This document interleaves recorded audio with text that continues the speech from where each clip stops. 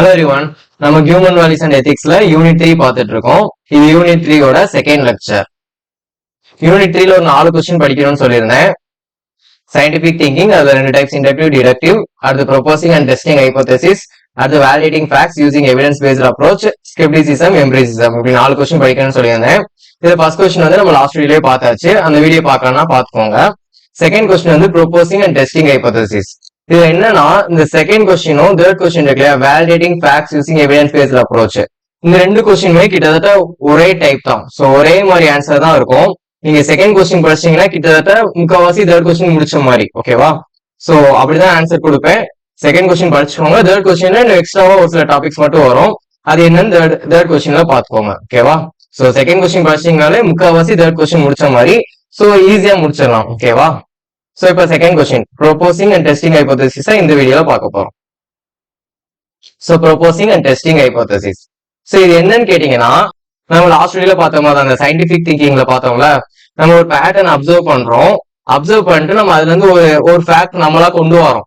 அந்த ஃபேக்ட் பேர் தான் hypothesis.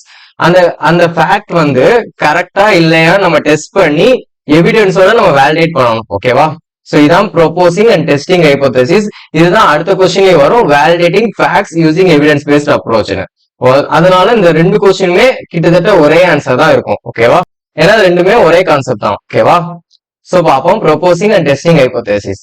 Proposing and testing a hypothesis is an essential part of scientific thinking and decision making.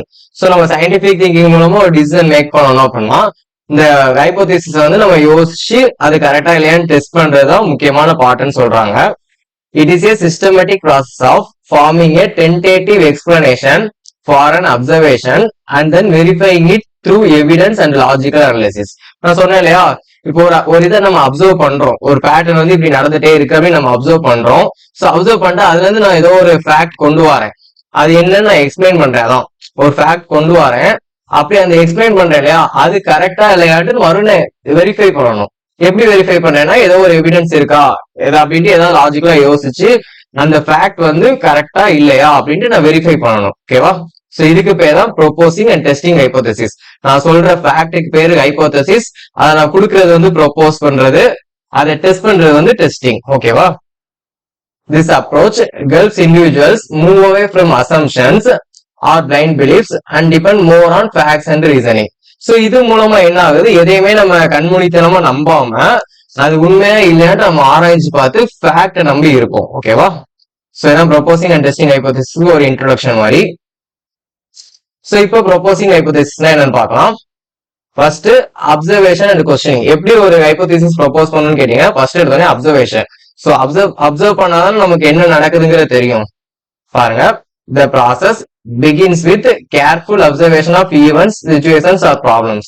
So ஏதோ ஒரு event நடக்குது, அது எப்படி நடக்குது அப்படிங்கறத நம்ம அப்சர்வ் பண்ணிட்டே வரணும். ஏதாவது பேட்டர்ன் இருக்கா அப்படிங்கறத நம்ம கண்டுபிடிச்சிட்டே வரணும், ஓகேவா? Observation helps identify patterns or behaviors that require explanation. So இப்படி நம்ம அப்சர்வ் பண்ணதான் அந்த பேட்டர்ன் வந்து ரிப்பீட் ஆகுதான் தெரியும். சோ ரிப்பீட் ஆச்சுன்னா இது ஏன் ரிப்பீட் ஆகுது அப்படின்னு நம்ம யோசிக்கணும். சோ இப்படி யோசிக்கிறது மூலமா தான் ஒரு ஹைபோதசிஸ் வந்து நமக்கு கிடைக்கும், ஓகேவா? It helps individuals avoid blind acceptance of information. நம்ம சொன்ன மாதிரிதான் எந்த விஷயத்தையுமே நம்ம கண்மூடித்தனமா நம்பாம இருக்கிறதுக்கு இது ஒரு யூஸ்ஃபுல்லான இதா இருக்கும், ஓகேவா? ரெண்டாவது வந்து ஃபார்முலேட்டிங் ஹைபோதசிஸ். சோ இப்போ வந்து நம்ம அப்சர்வ் பண்ணியாச்சு, எப்படி நம்ம அதை ஹைபோதசிஸா கொடுக்கணும் அப்படின்னு பார்க்கலாம். Formulating a hypothesis means framing a clear and concise statement that proposes a possible explanation for the observed phenomenon. So இப்போ ஒரு விஷயம் நடக்குதுங்கிறத நான் அப்சர்வ் பண்ணிட்டேன். சோ அப்படி ஒரு பேட்டர்ன் வந்து திரும்ப திரும்ப ரிப்பீட் ஆகிட்டு இருக்கிறத அப்சர்வ் பண்ணிட்டேன். அது ஏன் அப்படி நடக்குதுங்கிறதுக்கு நான் ஒரு எக்ஸ்பிளனேஷன் கொடுக்கணும். அதானே என்னோட ஃபேக்ட். சோ அந்த எக்ஸ்பிளனேஷன் கொடுக்கறதுக்காக நான் அப்படி ஒரு ஸ்டேட்மெண்ட் ரெடி பண்றேன். அந்த ஸ்டேட்மெண்ட் எப்படி இருக்கணுமா, கிளியரா இருக்கணுமா. சோ இதனாலதான் இது நடக்குது அப்படின்னு நான் கிளியரா ஒரு ஸ்டேட்மெண்ட் கொடுத்தேன்னா அதை அக்செப்ட் பண்ணிப்பாங்க, ஓகேவா? A good hypothesis identifies the variables involved and suggests a relationship between them. So ஒரு நல்ல ஹைபோதசிஸ் எப்படி இருக்கும்னா, அந்த ஈவென்ட் நடக்குது, அந்த ஒரு அப்சர்வேஷன்ல என்னென்னலாம் வேரியபிள்ஸ் இருக்குன்னு பார்க்கணும். இப்போ எக்ஸாம்பிளுக்கு நம்ம லாஸ்ட் வீடியோல பார்த்த மாதிரி ஒரு எக்ஸாம்பிள் பார்ப்போமே. மேகம் கருப்பா இருந்தா மழை பெய்யுன்னு பார்த்தோமா. சோ அந்த கருமேகங்கிறது ஒரு வேரியபிள், மழைங்கிறது ஒரு வேரியபிள். சோ இத மாதிரி நம்ம வேரியபிள்ஸ் ஐடென்டிஃபை பண்ணி அது கூட ரிலேஷன்ஷிப் என்ன இருக்கு அப்படிங்கறத நம்ம முதல்ல தெரிஞ்சு வச்சிருக்கணும். சோ அப்படி இருந்தாலும் ஒரு நல்ல ஹைபோதசிஸ் தான் இருக்கும் அது, ஓகேவா? It should be stated in a way that can be tested scientifically.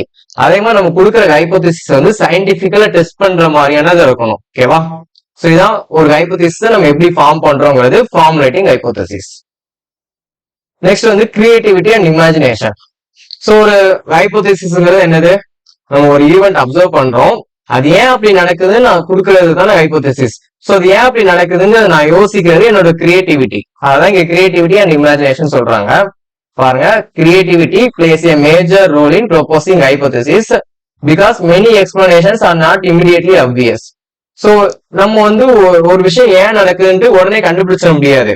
So நம்ம நிறைய யோசிச்சு நம்ம கிரியேட்டிவா யோசிச்சா மட்டும்தான் அதுக்கு ஒரு எக்ஸ்பிளனேஷன் நம்ம கொண்டு வர முடியும். ஓகேவா? சோ அதான் சொல்லியிருக்காங்க.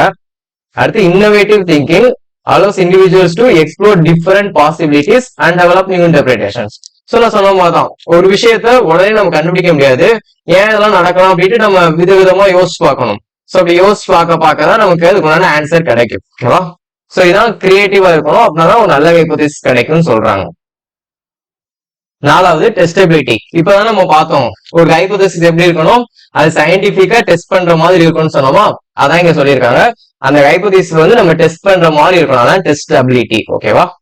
A hypothesis must be testable. It should be possible to verify it through experiments. So scientific experiment மூலமா அதை வெரிஃபை பண்ற மாதிரி இருக்கணும். ஓகேவா? Testability ensures that hypothesis is scientific rather than based on opinions or beliefs. So நான் ஏதோ ஒரு event பார்க்கேன், event observe பண்ணிட்டு இது இதனாலதான் நடக்கும் நானா ஏதோ ஒரு நம்பிக்கையில வந்து சொல்லிட முடியாது. ஓகேவா? என்னோட ஒப்பீனியன் நம்ம கொடுக்க கூடாது, அதை வந்து சயின்டிபிக்கா டெஸ்ட் பண்ற மாதிரி, அப்படி சயின்டிபிக்கா டெஸ்ட் பண்ணி அது கரெக்டா தான் அந்த ஹைபோதேசிஸ் அக்செப்ட் பண்ணுவாங்க. சோ அதான் டெஸ்டபிலிட்டி வந்து சயின்டிபிக்கா டெஸ்ட் பண்ற மாதிரி இருக்கணும் அப்படின்னு சொல்லியிருக்காங்க. ஓகேவா? சோ இப்படி இந்த 4 தான் ஒரு ஹைபோதேசிஸ் ப்ரொபோஸ் பண்றது.